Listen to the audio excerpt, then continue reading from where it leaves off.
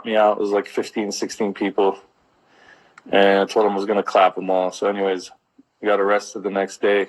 And apparently the whole thing was my fault all of a sudden because I said that. So basically what I was trying to tell him is I can relate to being treated like a fucking piece of dog shit because of your race. And then here we are.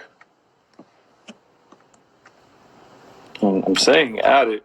I don't know why it won't do it. Oh, there it go. I'm back, bro.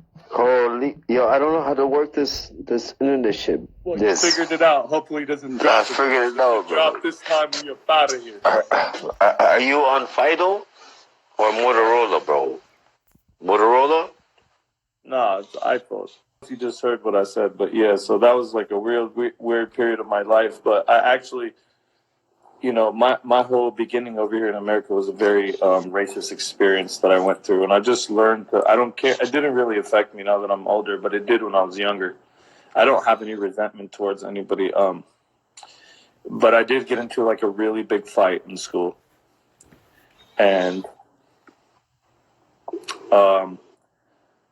dude said some crazy shit to me, bro, about being Arab. And I was already going to get jumped right after the school was done because I got into it with all these kids for the same reason. And I knew I was going to get jumped. So because I knew I was going to get jumped, I went and somehow I got lucky because there was a bunch of remodeling happening in the back of the school. And I started looking through the piles of the wood that was left over there. And I found a piece of wood that was like this long.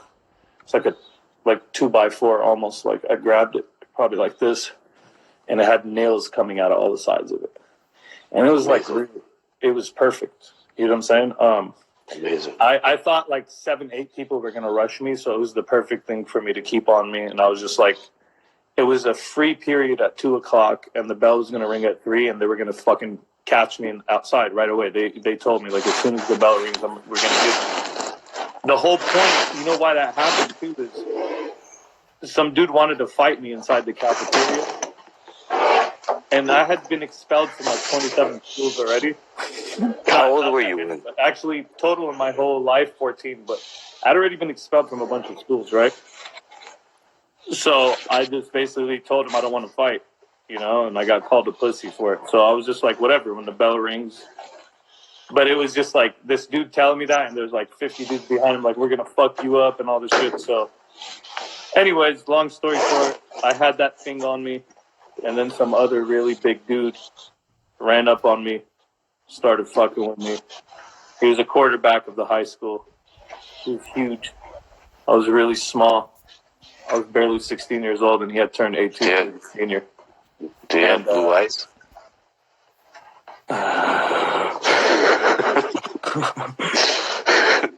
He might have. Yeah. Those are fucking assholes. Well, I'll tell you what. It was pretty bad. Without giving you too much detail, they sued my whole family. It was very bad. Like, I got removed from all schools after that. I couldn't attend anything. It was the weirdest shit ever. I went to a special school that had 15 students in it, right?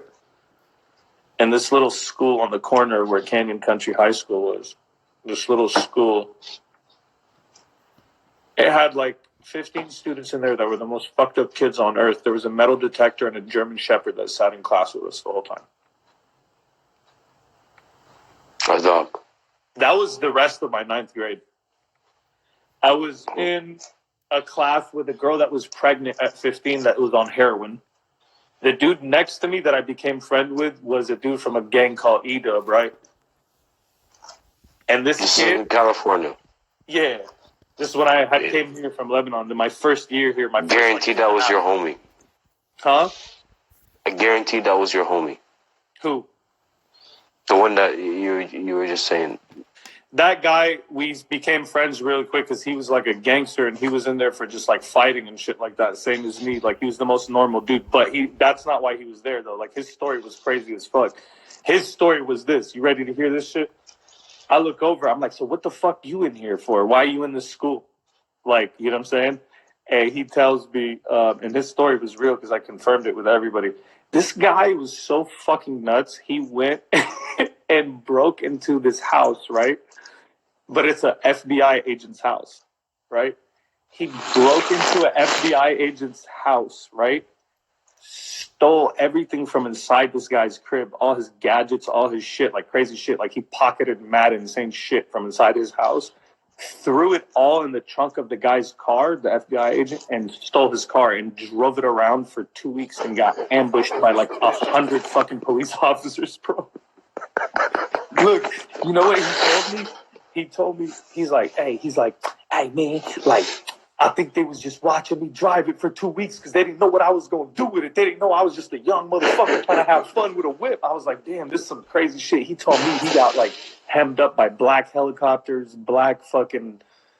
And then I confirmed the story with other people, and it was true. Like, this fool robbed the fucking Fed and took his car, took the keys from the house, stole the car from inside and bounced with his car, bro. Like, what a fucking lunatic, bro. Yo, imagine if we were to do that back home. We wouldn't even last one day without you getting away. Immediately. Hey, yo, this dude was such a goon. Look, Brazil, he was such a goon. This guy, he came to class. Like, you gotta know, when I was younger, I was into some shit, bro. I could probably say this now, like, comfortably, but, like, there was a little period where I was flipping guns. Like, I would get my hand on him and I would flip him, and I flipped him a strap. And that fool, I don't know what he went and did, bro, but, you know, it was a crazy fucking upbringing because this school that I was in, it was weird because everybody was in there for the most fucked up shit, and I was just in there for fucking somebody else. Like, my shit was like, I was a really violent kid, and no school wanted to have me around, and that was it. You know what I mean? Everybody else was in there for insane shit. There were drug dealers. They were, like, crazy. And this is in California? Yeah, this was in Cali. This is in Santa Clarita. Damn. Well, you know what? That's what I love what you did is you portray all of that and all your experiences, and it just comes literally straight through your mouth. Dog, I'm gonna tell a story about all my shit one day. Like, my whole story, how I came from Lebanon, how my parents came here. Like, it's a really crazy story, bro. Like, I got a real story. Like, you know, most rappers, it's like the same story every time. Dude got shot or went to jail or just, you know, it's always the same story that you hear. It's like some shot and went through jail, and that's what you got to do, bro. You know what we gone through. Ass dude that's not accepted, or it's nowadays it's like some dude that's like openly like different than everybody, and he needs to be accepted, and that's why he's a controversial rapper, and it's always some bullshit. But it's like, man, I really came from a different world, and being part of not this. Only you, Diz. Not only you came from only a different world, but what you have done for the whole fucking culture in battle rap, period, ain't no one can talk to you. I'll tell you that straight.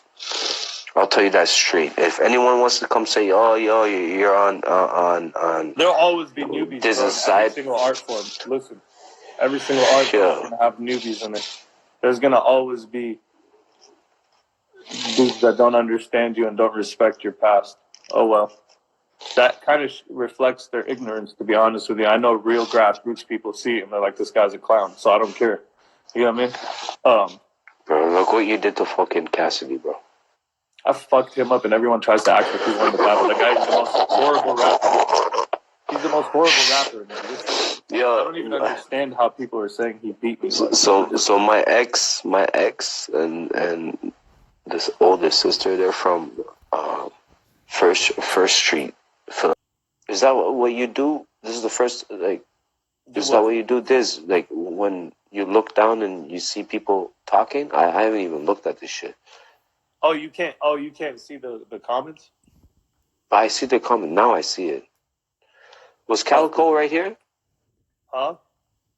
The real Calico. He's a real one too, man. I like Calico. But you fuck him up still. No, he's saying he want me to battle him probably. No, you'd kill him. Shoebox money. Okay. It'd be an amazing battle. He's a legend too, man.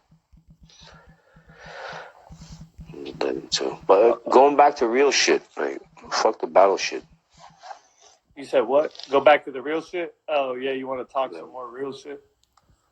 Well, you know, um,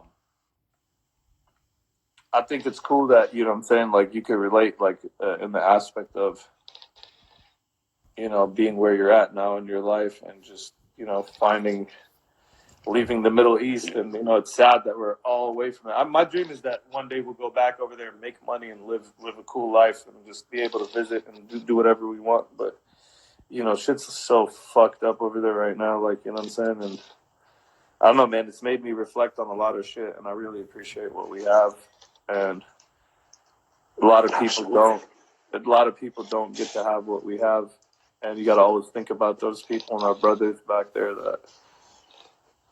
that are really suffering on some other shit right now, bro. And it's really bad, bro.